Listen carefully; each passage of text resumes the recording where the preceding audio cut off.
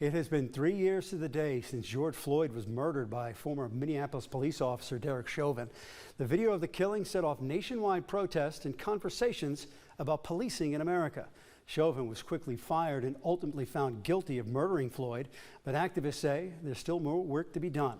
Floyd's uncle, Selwyn Jones from Gettysburg, South Dakota, has been an outspoken advocate for criminal justice reform, saying there's still a need to fight the overarching system he believes is responsible for his nephew's death.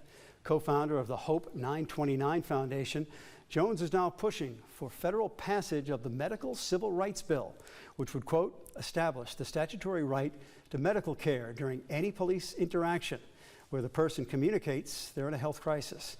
But police unions and critics of criminal justice reform have pushed back against the legislation, which Jones chalks up to monetary interests.